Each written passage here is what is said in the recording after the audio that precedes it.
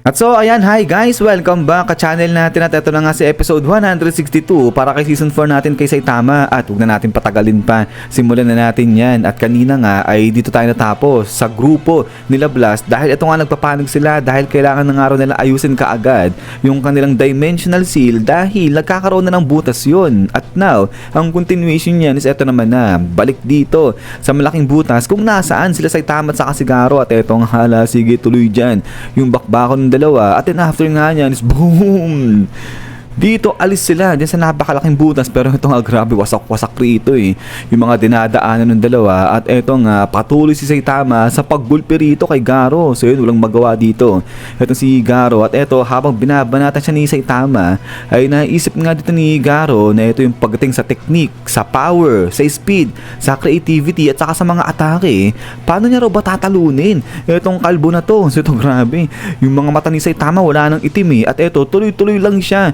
sa pagbibigay ng mga maraming suntok at saka pagkabilis-bilis na suntok dyan kay Garo. At then after nga niyan, eto nga habang binabanatan si Garo ni Saitama, naalala ni Garo yung sinabi sa kanya nung dambuhalang centipede na pinadala sila dyan nung Diyos para tapusin yung lapastangang kamao na humahamak-hamak lang sa Diyos. So ito sabi nga ni Garo nung una akala niya siya yung tinutukoy ng dambuhalang centipede na to pero mukhang hindi naman daw pala siya yun at ang tinutukoy noon ay etong si Saitama. So ito grabe, sapul na sapul dyan. Itong si Garo connect na connect itong kamao ni Saitama dyan sa kanyang mukha at then after nga niya spang!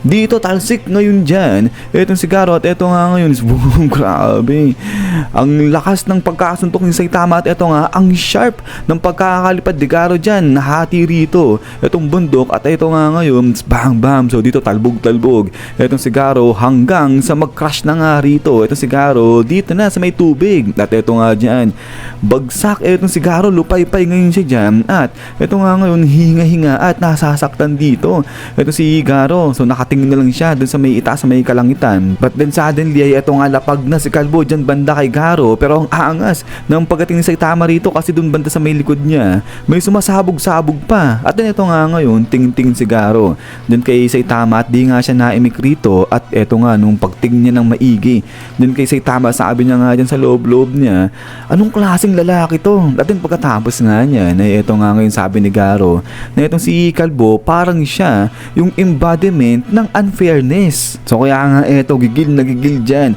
etong si Garo habang hinga-hinga na siya hinihingal na siya saka nasasaktan na siya talaga sa mga atake ni Saitama pero eto nga unti-unti bumabangon na ulit dyan si Garo sabay sabi niya nga dyan na I refuse, hindi nga raw siya pumapayag at eto nga ngayon biglang dali-dali dash takbo dyan si Garo at eto nga sabi niya rito hindi siya pumapayag na matatalo siya laban rito kay Saitama at eto nga buwelong-buwelo ng suntok dyan etong si Garo at then after nga niya spang!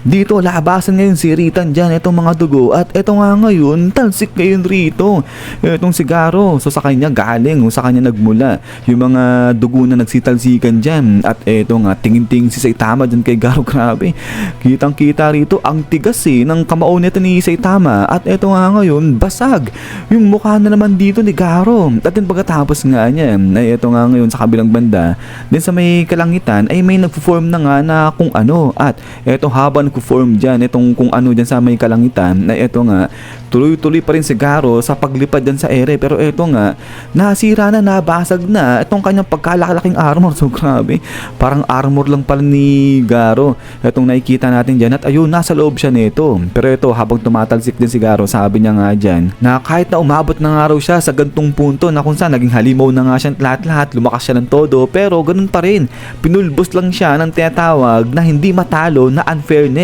at ngayon ano na katapusan niya na raw sabi niyang ganyan. But then suddenly ito nga habang nandiyan pa rin si Garo napapaisip siya ay dito sa kabilang banda kumakapal yung nagpo-form din nga sa may kalangitan at ito nga ngayon biglang may nagsalita rito at sabi niya nga dyan naririnig niya ayang si Garo at din pagkatapos nga niyan ito nga si Saitama may narinig din. So para sabi ni Saitama ano yun? So tingin si Saitama dyan banda sa may itaas at din ito nga ngayon biglang talo naman dito banda Kalamumin Rider, Kalabuta, dahil ito nga, ligtas na lahat dito naman sa may support team natin. So ito sabi nga nila, ang lupit na to ni Buta, paano raw nagkasya yung mga tao, yan sila King, dyan sa loob ng katawan ni Buta. Pero ito nga, sa kabilang banda, natutuwa, itong si Moomin Rider, sabi niya nga dyan, Tank Top Master. So yun, tawa-tawa rin dito, itong si Tank Top Master, pero grabe, bilog na bilog, ito si Tank Top Master, sabi niya nga dyan, nandito kayo Moomin Rider at pati na rin dun sa ibang mga disipulo niya. Sabi niya nga dyan, nagawa nyo, nandito kayo at umalis din daw ba sila dun sa hospital para nga isacrifice yung kanilang higaan para sa mga civilian. Pero eto nga, tinginan sa kanya, itong mga disipulo niya, mga natahimik sila. At sabi nga ni Tank Top Master, bakit? Anong problema? So hindi sila makaimag, hindi sila makareact kasi biglang bumilog itong kanilang idol, itong kanilang master. But then maya pa, ay ito nga, ay parang may napansin. Ito si Lightning Mac, sabi niya nga dyan, teka, tignan nyo, banda ron, sabi niyang ganyan. At eto nga ngayon, labas na. Etong parang kakaibang ulap na nga na to. So ito sabi nila, teka lang, anong klase yan? Anong nangyayari sa ulap? At eto nga ngayon, ay nagliwanag bigla dyan banda. Kala Lightning Max at talagang tingin-tingin itong mga to. At then after niya, boom! Grabe, mula dun nga sa parang kakaibang ulap, may lumabas na pagkalaki-laki dambuhalang pa. At eto nga, napakaugat ng paano nga na to. At eto nga guys, bam, grabe. Naglalakad itong higante at eto nga, labasan dyan. Etong napaka-violent na mga kidlat. At eto nga ngayon, yung mga heroes natin, talagang nagulat sila, nashock sila sa nakikita na nga nila na yan. So ito puti yung itsura dito ng mga heroes natin. So kumbaga, parang di na alam kung anong i-react ng mga to.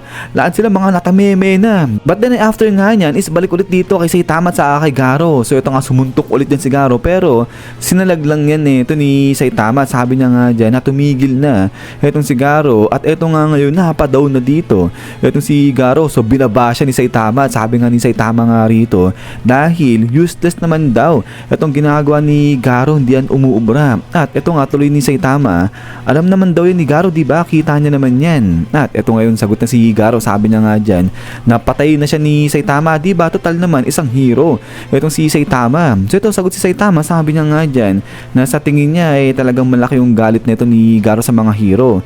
Gusto daw ba ni Garo na pag-usapan nila yan? At ito, tingin-tingin si Saitama dun sa bahay. Sabi niya nga dyan, bakit hindi sila umupo rito sa may bahay na to at pag-usapan kung ano yung problema niya ni Garo? At pagkatapos nga niya na ito nga ngayon, magkasama na itong si Garo sa si Saitama at parang mag-uusap na itong dalawa. So dito sa part na to guys, ay siguro baka naguluhan kayo kasi kahit ako naguluhan din biglang mag-uusap na itong si Saitama sa si Garo, parang biglang naiba yung eksena. So kasi nga kanina diba nabasag na yung si Garo, pero ito bigla siyang sumuntok ulit, bumalik dyan kay Saitama. At ito nga nagtuloy-tuloy na yung eksena. So ito sa tingin ko baka ano lang to, pa-bonus manga ni Murata. So kumbaga parang baka ito yung naiisip niya na alternate na pwedeng nangyari o ending nito ni Garo sa pakikipaglaban dyan kay Saitama. Yung ito nga, yung mag-uusap na lang sila dito patungkol sa galit ni Garo sa mga heroes. So hindi ko na lang siya kinat out kasi sinama siya ni Murata sa chapter na nga to. At since na full detailed tayo dito pagdating kay Kalbo, so kaya yan,